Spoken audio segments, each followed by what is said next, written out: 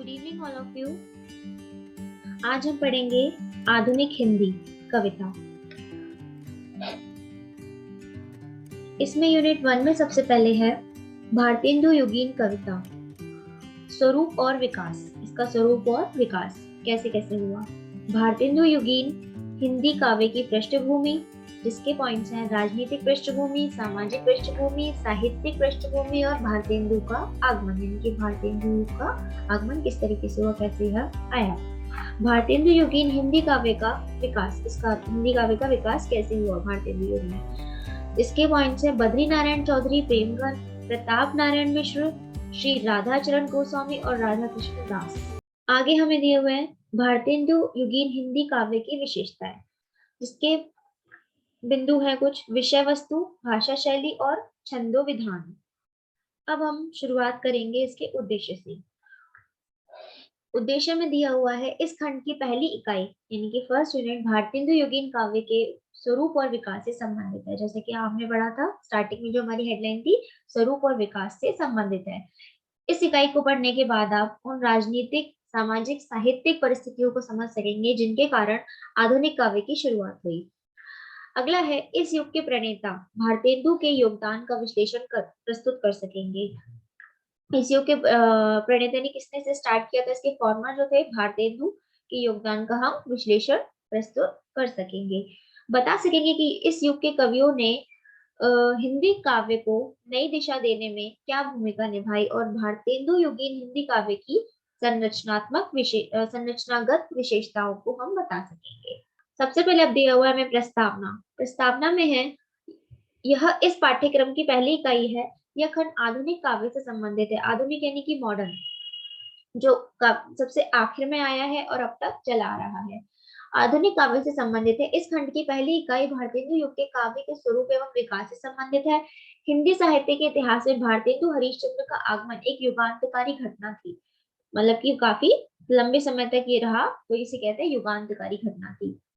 हिंदी भाषा के काव्य एवं गद्य की विविध विधाओं में नवीनता यानी कि नयापन का समावेश करके उन्होंने युगांतकारी परिवर्तन लाया। यानी कि उन्होंने कई सारे काव्य लिखे और अपने गद्य की अनेक विधाएं लिखी, बहुत सारी रचनाएं करी, जिससे क्या हुआ, बहुत सारा परिवर्तन हमें देखने को मिला। आगे हमें दिया हुआ है यही कारण है कि विद्वानों ने इस कालखंड का नामकरण भारतेंदु के नाम पर किया, क्योंकि भारतेंदु हरिश्चंद्र जो थे इन्होंने ही इस युग का आगमन किया था। इन्होंने बहुत अनेक परिवर्तन लाए थे, इस कारण से इनके ही नाम पर इस युग का नाम रखा गया। हमारी इस इकाई का नाम भी भारतेंदु युगीन हिंदी काव्य का स्वरूप और विकास इसी तथ्य को ध्यान में रखकर किया गया है। किसी भाषा के काव्य में विषय वस्तु, भाषा शैली, अलंकार आदि में क्यों परिवर्तन उपस्थित होता है।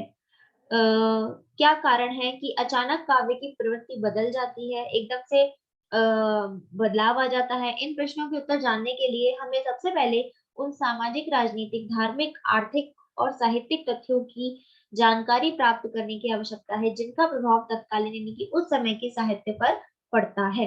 हमें पहले के बारे में पता चलेगा, तभी हम आगे के बारे में जान पाएंगे। इसलिए आइए भारतेंदु युगीन हिंदी काव्य के स्वरूप एवं विकास को समझने तथा उनका विश्लेषण और मूल्यांकन करने के लिए उपयुक्त परिस्थितियों की जानकारी प्राप्त करें। अब है भारतेंदु युगीन हिंदी काव्य की पृष्ठभूमि। किसी काल के साहित्य में बदलाव के पीछे राजनीतिक, सामाजिक, धार्मिक कारण मौजूद रहते हैं। भारतेंदु युगीन हिंदी काव्य में परिवर्तन आया, इसके पीछे भी तात्कालिक परिस्थितियां उत्तरदायी थी। यानी कि उस समय की कुछ कंडीशंस रही थी, कुछ परिस्थितियां रही थी, जिसके कारण इसमें बहुत परिवर्तन आया। भारतेंदु के समय का काल स्वयं भारत के लिए नहीं बल्कि पूरे विश्व के लिए अत्यंत महत्व का था। काफी इम्पोर्टेंट था ये समय। इंग्लैंड में औद्योगिक क्रांति के परिणाम स्वरूप उन्नति का नया मार्ग प्रशस्त हुआ था। इंग्लैंड में क्या हुआ था, औद्योगिक क्रांति हुई थी, यानी कि उद्योगों को बहुत बढ़ावा मिला था। इसके परिणाम स्वरूप क्या हुआ था, उन्नति हुई, उन्नति का एक नया मार्ग प्रशस्त हुआ था। धीरे धीरे ग्रोथ होती गई, वहां पर डेवलप होता गया। इस युग में नए नए अन्वेषण और आविष्कार हुए, यानी कि नई नई खोजें की गई। धर्म और दर्शन का नया संस्करण हुआ। धर्म और दर्शन का नया संस्करण हुआ। राजनीति और समाज व्यवस्था में मौलिक क्रांति का सूत्रपात हुआ। पश्चिमी यूरोप विशेषकर Italy, Netherlands, Spain, France, Germany और इंग्लैंड में एक नई सांस्कृतिक चेतना जागी।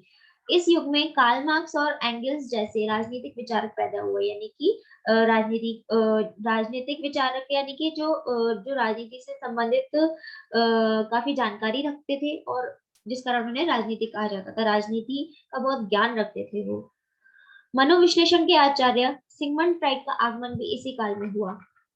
मनोविश्लेषण वो होते हैं जो मन की स्थिति को जान लेते हैं और अपना विश्लेषण देते हैं, यानी कि अपनी राय देते हैं मन की स्थिति को जानकर, तो उन्हें मनोविश्लेषण कहा जाता है। मनोविश्लेषण के आचार्य, यानी कि आचार्य का अर्थ होता है टीचर, तो मनोविश्लेषण के आचार्य सिगमंड फ्राइड का आगमन भी इसी काल में हुआ। भारतीय परिवेश में देखा जाए तो ब्रह्म समाज के प्रवर्तक राजा राम मोहन राय, आर्य समाज के प्रवर्तक दयानंद सरस्वती, ब्रह्म समाज के प्रवर्तक, यानी कि ब्रह्म समाज जो है किसने स्टार्ट किया था, उसके प्रवर्तक यानी कि उसके फाउंडर कौन थे, राजा राम मोहन राय थे। और आर्य समाज के प्रवर्तक यानी कि उसके फाउंडर थे दयानंद सरस्वती। आदि समाज सुधारक, इन्होंने क्या किया था, समाज में बहुत अनेक परिवर्तन लाए थे और इसकी समाज में बढ़ रही कुरीतियों को, पुरानी विचारधाराओं को, रूढ़िवादिता आदि चीजों को उन्होंने खत्म किया था, अपने विचारों को फैला करके, अपने विचारों का प्रचार करके। इसी कालखंड के उपस्थित, यानी कि इसी काल में आए थे सुरेंद्र नाथ बनर्जी, दादा भाई नौरोजी और सर सैयद अहमद अली आदि राजनीतिक नेता भी इसी कालखंड की शोभा थे, यानी कि ये भी इसी काल में ही आए थे। आधुनिक शिक्षा के प्रवर्तक, आधुनिक इनके मॉडर्न एजुकेशन के जो फाउंडर थे वो थे ईश्वर चंद्र विद्यासागर, भी इसी कालखंड के में सक्रिय थे, यानी कि इसी काल में ही वो भी आए थे।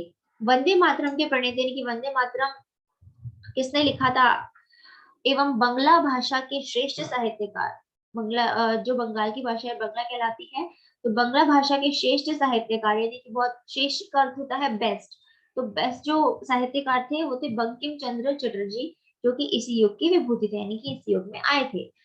आगे दिया हुआ है हिंदी प्रदेश के युग निर्माता साहित्यकार भारतेंदु हरिश्चंद्र का प्रादुर्भाव भी इसी समय हुआ था।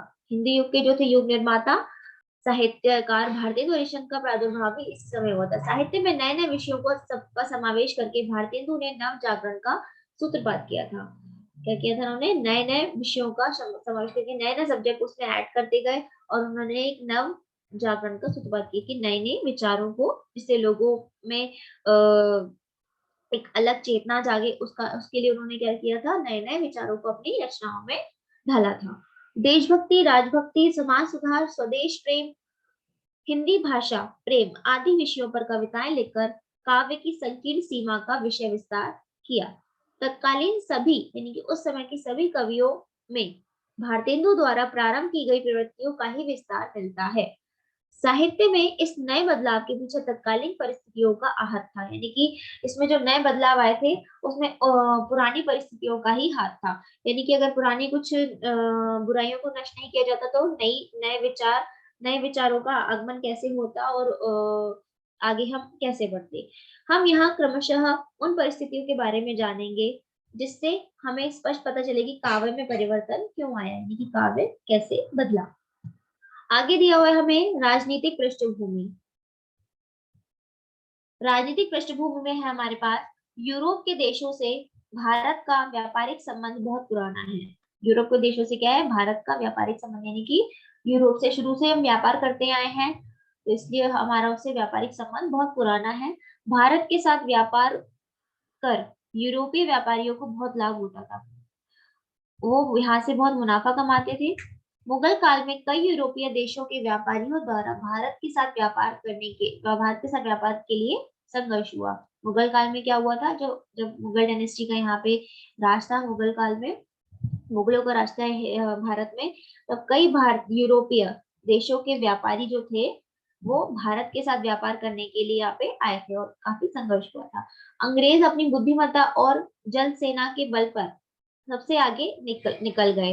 उन्होंने क्या किया, अपनी जैसे बुद्धि का इस्तेमाल करके, और यहाँ पे वो लोग क्या करते थे, बहुत मुनाफा कमाते थे और हमारा ही जो है कि हमारी ही चीजें हमें ही बेचकर हमसे मुनाफा लेते थे, कई बार ऐसा होता था।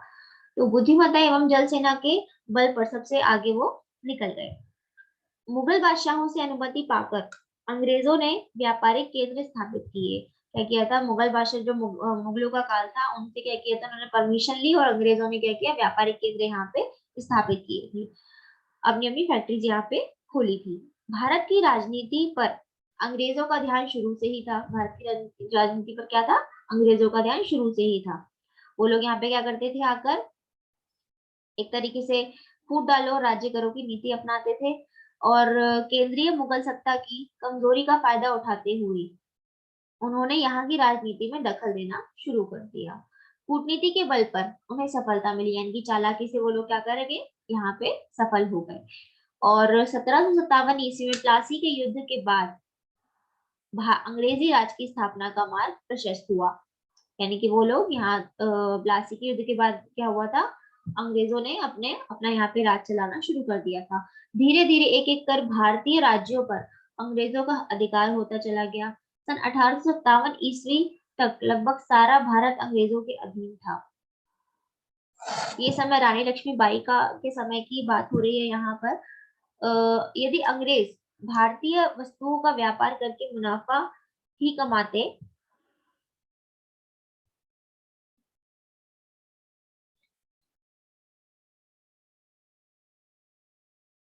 तो भारत की आर्थिक स्थिति पर इसका प्रतिकूल असर नहीं पड़ता। किंतु इंग्लैंड में हुई औद्योगिक क्रांति के फलस्वरूप यह स्थिति बदल गई।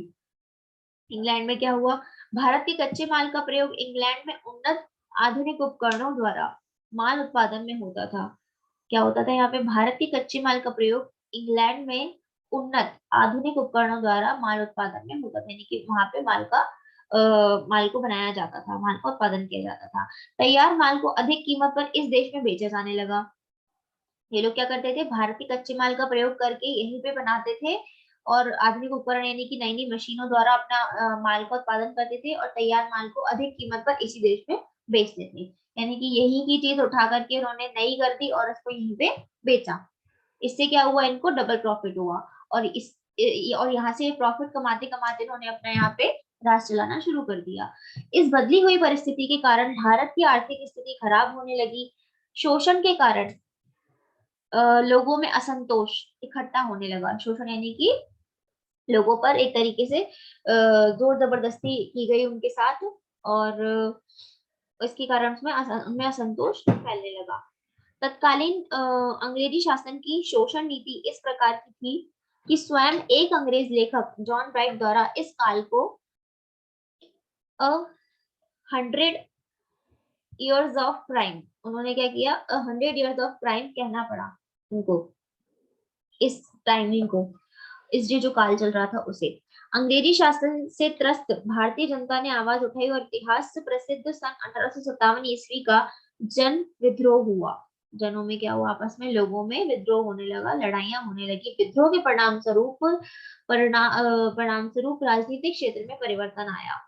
विद्रोह को दबाने के लिए शासन का भार ईस्ट इंडिया कंपनी के हाथ से निकलकर रानी विक्टोरिया के हाथ में चला गया। ईस्ट इंडिया कंपनी जो थी यहाँ पे भारत की कंपनी थी, और ये सब किसको सौंप दिया गया, रानी विक्टोरिया को सौंप दिया गया। रानी ने 1 नवंबर सन 1858 ईस्वी को घोषणा पत्र जारी किया।